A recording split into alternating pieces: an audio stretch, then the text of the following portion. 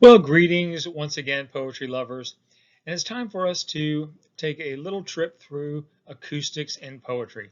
So, acoustics is otherwise known as sonics or melopoetics, but it's also, generally speaking, referred to as sound or sound devices in poetry. Okay?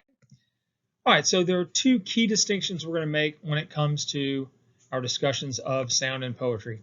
So the first is meter, from the Greek for measure, and the second is melody, from the Greek for musical phrase. So you'll often hear critics that will talk about various poets. Say May Swenson is a good example of a poet who employs a good deal of music or melody in their verse. Okay, so when we think of meter, we're going to think of rhythm or cadence. So this is the measurement in poetry based on any of the following systems of count. The number of accented syllables in a line of verse, the number of syllables total in a line of verse, and then the number of accented and unaccented syllables in a line of verse. And just so you know, meter can, although it is strictly speaking, we talk about it with respect to poetry because there are conventions that we're going to follow in writing poetry, especially with respect to received or traditional forms like the sonnet, the villanelle, the triolet, and so forth. Meter, rhythm, and cadence can also have a place in prose, whether it's prose fiction or prose nonfiction. So the function here is then to create patterns, to reinforce meanings, even alert the reader to something, meaning that a poet might begin a poem with a particular cadence or a metrical pattern and then break it or veer away from it at some point later in the poem. When this happens, then it is to alert you that something is going on with respect to content. Okay? All right, so common verse systems then. Verse in English, okay, this is in English only, is commonly organized into 5 systems. Actually, we're going to talk about a 6th system because it relates to Beowulf and some of the Old English poetry that we're going to deal with in our readings. So the first system is called pure accentual, and so you're going to want to write these things down because you never know. There may be a little assessment that asks you to differentiate. So we got pure accentual, we have pure syllabic, accentual syllabic system, counted verse, free verse, and then the last is alliterative verse. So as I mentioned before, alliterative verse represents a special narrow case in poetics. So pure accentual. This is the meter of the earliest Germanic poetry. And we see it in nursery rhymes and in much lyric verse. Also, the pure accentual system is what rap artists, okay, especially from like the 80s and so forth. Eric B. and Rakim is a great example. They follow the rules associated with rapping, and it's the pure accentual system that they are basically adhering to. So if you listen to, so if you go back and look for, say, a video of Eric B. and Rakim, you will listen and hear in the lines 4 strong stresses per line. Irrespective of the total number of syllables per line, you're going to have 4 hard beats per line. Okay? So the basic principle is simple here. There must be an identical number of strong stresses per line. And so let's take a look here at a nursery rhyme that should be relatively familiar to you, and this is Starlight, Star Bright. So starlight, star bright, first star I see tonight. I wish I may, I wish I might have the wish I wish tonight. Okay, so if we mark this, then I'm going to show you how this would normally be marked. So we're going to give a strong stress syllable this marking here and this marking here. Okay, so that is an indication of a strong stress. So we have star light, star bright, first star, and then we have an unstressed syllable, and we give that a little trough like this. See to night, I wish, I may, I wish, I might have the wish, I wish tonight. So out there in the parentheticals, that's the total number of syllables per line. But as you can see, we have 4 stressed syllables. So this is an example then of pure accentual verse. Okay? All right. So now pure syllabic. Pure syllabic is a system that is generally associated with modern French and Japanese poetry, and it's built on the syllable. So this is the smallest segment of speech. So lines are measured in syllable count only, not by accents or metrical feet. And we'll talk about metrical feet in a moment. So wanted to point out this. Note the difference in terms of like the sort of temporal quality, like how long it takes the syllable to be pronounced, between at and squelch. So if you want to pause the video and do this for yourself, say the word at, and then say the word squelch, or a word like squinch, and see how long it takes you to say it, okay? But each one is one syllable, okay? All right, so here's a good example of pure syllabic. So this is a Dylan Thomas poem. This is just an excerpt. Do not go gentle into that good night. Old age should burn and rave at close of day. Rage, rage against the dying of the light. Okay, so notice that in this particular stanza, this is from a villanelle, which we'll probably talk about in the poetic form presentation. But there are 11 total syllables per line, but it's an uneven number of stressed syllables in the lines that I've shown you here. Okay, so there's no metrical pattern. There is a rhyme scheme there, and we'll talk about rhyme scheme in the latter stages of this particular presentation. But again, 11 beats total per line. Okay, now accentual syllabic is the most common and best known of the verse systems in English because it is associated most closely with the poetics of the Elizabethan and Jacobean period in England. So, and specifically to Shakespeare. Okay, so this involves a defined pattern of accented and unaccented syllables built on pairs or triads of syllables called feet. So when I ask you how many feet are in a particular line of poetry, you'll have to identify those feet based on the pattern of unstressed and stressed syllables. Okay, so the first is an I am. Okay, an I am is, let's go in white here. It's an unstressed followed by a stressed syllable. So if you think about the word amuse, it's muse. Okay? All right. The next foot we pay attention to is a trochee. So I am and then a trochee. A trochee is a 2-beat metrical foot. The first beat is stressed, and then the second beat is unstressed. So laughter. Okay? Coincidentally, most people's names are trochaic feet.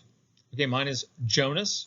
So Jonas, Sammy, Linda, Karen. So think about it. All those names that are generally speaking trochaic feet.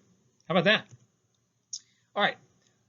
Next, metrical foot, another 2-beat foot. This is a spondee. Now here, it's 2 stressed syllables back to back. So it looks like this. If you're going to mark it, it's boom, boom.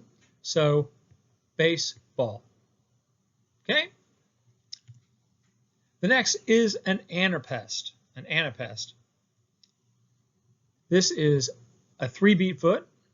It's understand. So 2 unstressed syllables followed by a stressed. understand. Okay. Next is a dactyl. A dactyl. And that one is, and here's the way you can remember it, of the 3-beat feet. Think pterodactyl. Okay, so we have the beak of the pterodactyl, the stressed foot, and then we have the 2 little wings like that, right? So dactyl, underwear. Okay, all right, there we go. Now that we know what the feet are called, it's important then to give you the names of the lines that incorporate those types of feet. Okay, so a line is measured by the number of feet it contains. Okay, so now that you know the names of the various feet, I'm going to talk to you about how you identify, using formal terms, the various names of the patterns that occur. Okay, so the names of the line lengths are: 1 foot is a manometer line. You're almost never going to see that. Okay, so that suggests that you've got a 1-word line. Just aren't going to see that very often. Okay, diameter is 2 feet, trimeter 3 feet, tetrameter is 4 feet. Now I've got tetrameter and pentameter, which is the 5-foot line, marked there because these are the most common in English verse. Okay, hexameter is 6 feet, so you'll often see a hexameter line relative to the poetics of Homer. So the epic poems like the Iliad and Odyssey are written against a hexameter line. Heptameter is 7 feet and octameter is 8 feet, but you rarely see lines above 8 feet in English poetry. Okay, now, so the way that we would account for the naming of the lines, and I think I deal with this in, no I don't. All right, so I can't go backwards in our video. All right, so if I have got a predominantly iambic line of poetry, and let's say, as you probably know from your high school poetics, that Shakespeare's sonnets and much of his drama is written against an iambic pentameter line. So that means, if we do the math, this is 5 iambic feet for a total of 10 syllables per line. Okay, so if I've got a trochaic pentameter line, number of syllables stays the same. However, the meter has changed, it's flipped. So it starts with a stressed syllable and it ends with an unstressed syllable. So let me go ahead and make a distinction here for you. An iambic foot, and so if you've got an iambic line, it is considered rising meter because it starts with an unstressed syllable and ends with a stressed. Okay, so da-da, da-da, da-da, da-da, da-da. So it ends on an uptick. If you start, on the other hand, with a, say, trochaic foot, and it ends on a trochaic foot, now we've got what's called falling meter. So it begins with a stressed syllable, but it ends with an unstressed syllable. So if you're writing poetry and you want it to sound, sort of upbeat and cadenced, then you will have this sort of the iambic line or the anapestic line. Okay, da da da da da da da da da. Conversely, the falling meter is going to be either trochees or anapes. Da da da da da da. If you're talking about an anapestic line, and then a dactylic line, remember the pterodactyl, or a trochaic line. Stressed, unstressed, stressed, unstressed. So if it ends in an unstressed line and you've got that metrical pattern that you can identify, then we're talking about falling meter. Okay? All right, so counted verse then operates based on the number of words, not the number of syllables or stresses per line. So as Paul Hoover says, counted verse reminds us of the arbitrariness of all poetic forms. Hoover, a little tongue-in-cheek there. So here's an example of what a counted verse poem looks like. And this is by Mae Swenson. I mentioned her earlier with respect to writing, super musical poetry. Lots of melody there. Okay, so 4-word lines, and she tips us off with the title, of course. Your eyes are just like bees, and I feel like a flower. Their brown power makes a breeze go over my skin. When your lashes ride down and rise like brown bees' legs, your pronged gaze makes my eyes gauze. I wish we were in some shade and no swarm of other eyes to know that I'm a flower, breathing, bare, laid open to your bees' warm stare. I'd let you wade in me and seize with your eager brown bee's power a sweet glistening at my core. So, okay, in case this flew past you, this is a highly erotic poem. And if you think about, of course, when we talk about, what bees do, well, bees are responsible for carrying out these sort of sexual adventures of flowers and plants. And so if you take a look, so if you want to pause and take a look at the specifics of this particular poem, you'll see that this is this is a sexually charged poem here. So love Mae Swenson, not necessarily because of that, but because she has so much music in her work. Okay, now we're getting to the piece that is going to be germane for us with respect to Beowulf and other poems of that ilk. Okay, so alliterative verse. This is the early verse system of the Germanic languages. Okay, so alliteration is a basic structural principle. And by the way, after we get done with the meter piece of this presentation, we're going to start to talk about other sound devices. So alliteration is a basic structural principle rather than an occasional embellishment. Okay, I'll talk more about that in a minute. And it is only Indo-European languages that use it as a governing principle. Old Norse, Old English, Old Saxon, Old Low German, and Old High German all use this as an organizing feature. Okay? All right, here we go. So, more to understand about alliterative verse. So, in the Germanic alliterative line that we're going to see in Beowulf, for example, you've got 2 hemistichs. So these are half lines that are separated by a caesura, or a medial pause. So you're going to need to remember that, okay? A medial pause, and maybe you remember this from high school, but the medial pause is called a caesura, sometimes mispronounced as caesura, but I've been assured by Latin scholars that it is pronounced caesura. And so there are 1 or 2 alliterating letters in the first half line preceding the medial caesura, and then these will alliterate with the first stressed syllable in the second half line. Okay, so here's an excerpt from Beowulf for us to take a look at, and my picture is blocking part of the poem, so I'm going to go ahead and nix that. So this is how Beowulf opens. So, the spear Danes in days gone by, and the kings who ruled them had courage and greatness. We have heard of those princes' heroic campaigns.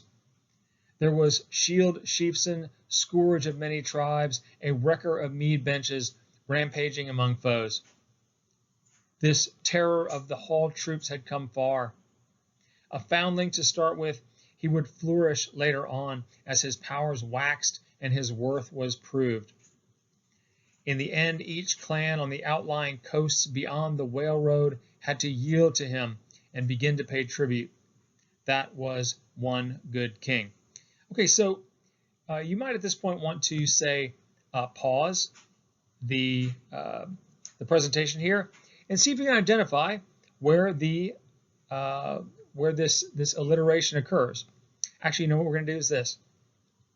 Let's keep moving because I need to sort of define and talk about what alliteration specifically is. Most of you should know it from your adventures in poetry in high school, but if you don't, then let's keep rolling, and you can always rewind that video and come back to this, and you can practice identifying the alliterative verse. All right, so Melapoia. This is the formal term that we give to the sound devices here that are used for predominantly aesthetic purposes. So euphony is the word we use to describe words or sounds in a line that are smooth and musically pleasant to the ears. Okay. By contrast, cacophony, these are words or sounds in a line that are discordant and difficult to pronounce. Now, here's the way this works. If you were writing a poem about a sleeping baby, you would generally want to use euphonious words, okay? M's and N's and oohs and sounds like that, okay? To mirror the sort of tranquility of the baby's sleep. Now, if a German Shepherd busts through the door and starts barking, okay, then the hard K sounds, the high E sounds, the high I sounds, the guttural, like the G's and things of that nature, these are cacophonous. They are discordant or unpleasant sounds that we would normally associate with, with words that we're going to use and that sort of thing, okay? So if you're writing a poem, you want to do the best you can to match the sounds with the content. So this is the point I made just a second ago, that the acoustics are typically meant to correlate with the poem's ambitions. And by ambitions, I mean, what is the poem sort of about? What's its project? What's its dealing with from a content standpoint? Okay. All right. Now, here we go into the Melapoics. Alliteration, also known as head rhyme. Okay. So alliteration is the chief feature of Anglo-Saxon and Middle English verse. Okay. And so, by way of definition, it's the repetition of consonants, vowels, and or syllables in close proximity within a line of poetry. Or it could be a line of prose, whether nonfiction or fiction in nature. Okay? So its function then is deliberately for the sake of melody, whether that's euphony or cacophony, and rhythm. So here's an example of how this works. Athena and Apollo are absolutely amazing.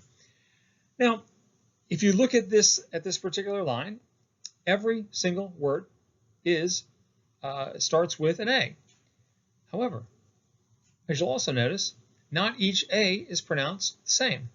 So if you think about Athena and Apollo are absolutely amazing.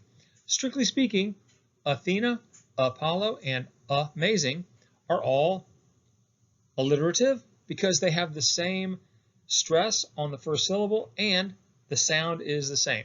Now again, generally speaking, this entire line would be an example of all the words that are alliterating one to the other, okay?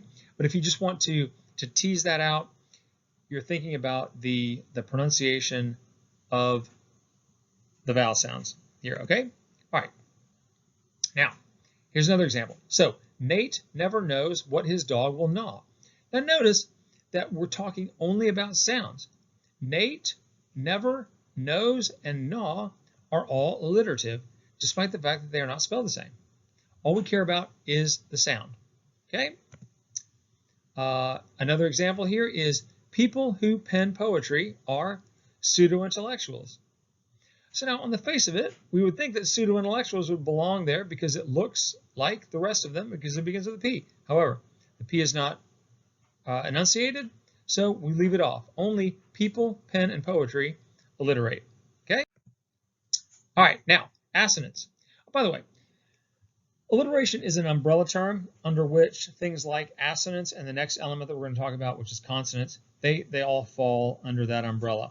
But we're going to go ahead and tease this out so that you have a sense of the distinction among alliteration, assonance, and consonants.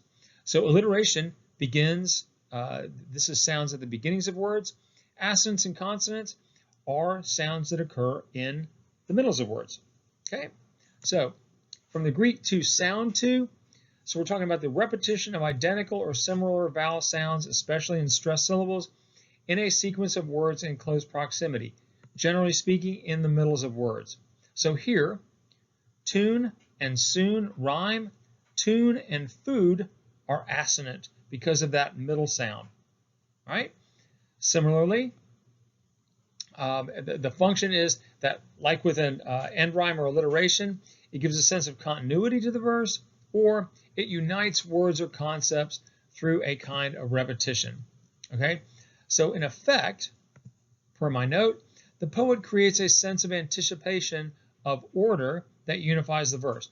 People love order. They love patterns. And so once the poet establishes a particular pattern or rhythm, then you start to look for it. Okay? All right, now, consonants. So this is from the Latin word for harmony. So this is a close repetition of similar or identical consonants of words whose main vowels differ. So here's an example. Pitter and bitter rhyme, whereas pattern and brutal and latte are consonant, because it's only the consonant sounds that are common among the three things. Okay? All right, so as with assonance and alliteration for that matter, consonants creates this sort of implied music, and it's a unification through repetition. Okay, so I spoke earlier about the fact that a poet will match the acoustics with the subject matter. So in this, this is the first line from Shakespeare's Sonnet 12. When I do count the clock that tells the time. So notice a couple of things about that particular line. When I do count the clock that tells the time. Super rhythmic, regular meter, okay? Because it is supposed to mirror the sound of what? The ticking of a clock and the way the pendulum goes back and forth. And so the hard K sounds of the C and the T, count, clock, and then tells time. This is supposed to sound like the ticking of a clock. Isn't that great? All right, so there we go. Now, at the end, usually, we're talking about rhyme. So this is perhaps from the Greek rhythmos, meaning measured motion, time, or proportion. So this is the harmony or identity of sound values. The function here, absolutely a unifying element in structure and meaning. In alliterative verse, the organizational structure there, the architecture of those poetic lines is the alliteration. You'll see that most of those lines, I mean almost none of them, rhyme. Okay, and in other words, the sounds at the ends of the lines do not favor each other. However, most English poetry is organized, especially we're talking about received forms, again, like the sonnet, like the villanelle, like the triolet. These are dependent upon end rhymes. All right. So it's not only a it's not only a unifying feature, but it's also a decorative element. It gives rhetorical emphasis, again, because we recognize the pattern, and it's an aid in memorizing verse. So you'll find maybe you had to memorize a poem in high school or something of that nature, and you'll know that it's easier to remember what line comes next when we think about, is this line supposed to rhyme with something that follows it? Okay? All right. My slide got kind of jacked up here. Oh well. Okay, so I'm going to have to go to the top. So there are three basic types of rhyme, and I don't really expect you necessarily to know this, but if you're a poetry geek like I am, then you're going to remember this. So a single rhyme is the repetition of stressed vowels and their subsequent consonants, like glow and blow. A double full rhyme is 2 syllables, people and steeple. And then a triple full has 3 syllables, furious and curious. Okay? So, as I said a minute ago, end rhyme occurs at the ends of lines and is common in most fixed or traditional forms. So its function is to help unify the rhythm, add emphasis and melody to lines. Now there's also something worth pointing out, and that is internal rhyme. So you might have in a line of poetry, and you would see this semi-often in alliterative verse, that you've got words within a single line of poetry that rhyme one with the other. And so when that happens, it's called internal rhyme. Okay?